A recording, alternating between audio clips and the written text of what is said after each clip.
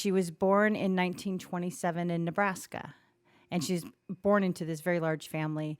And growing up in the Depression, they didn't have much. They were just dirt poor, is what she used to say. And they worked really hard. They had a farm, and it was the Dust Bowl. And it seemed like life was really bleak, and it was really hard. She married very young. She was 13, 2 weeks from turning 14 when she got married on December 6th of 1941, the day before Pearl Harbor was bombed. And the next day, her one-day-old husband went out and joined the military. He joined the Merchant Marines and went to war. So she lived with her parents at that time and had her first child when she was 16, who was my mother. She subsequently had 4 more children. So by the time she was about 20, she had 5 little kids. From those 5 kids, she had 14 grandchildren, 21 great-grandchildren, and 2 great-great-grandchildren.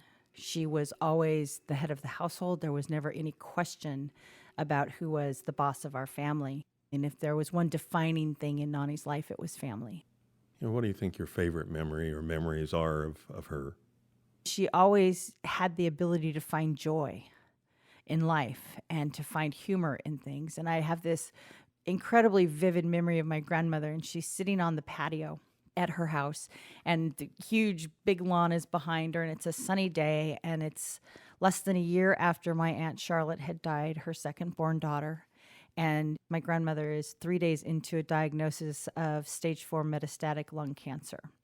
It's a fatal diagnosis. And she's sitting in her chair, and her head is thrown back, and she's in the middle of this full-throated laugh, and her eyes are wide open and sparkling, and her whole face is just wreathed in joy.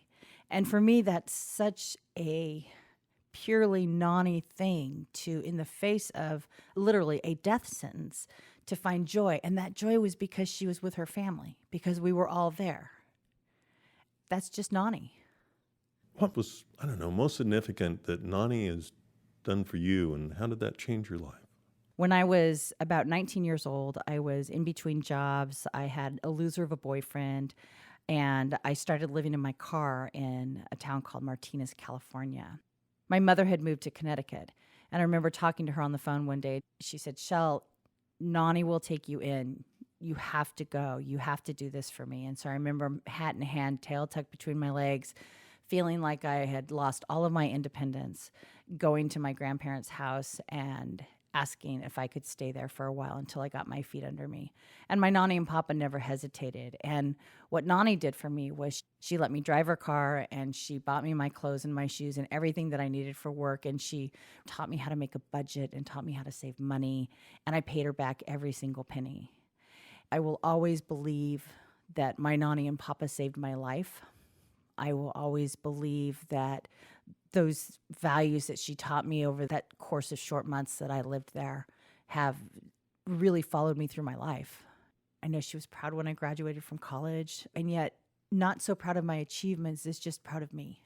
Whether I was good or bad or indifferent, the love that she had for me meant that she was always proud of me and always proud that I was her granddaughter. I miss her terribly, and it's just a huge hole.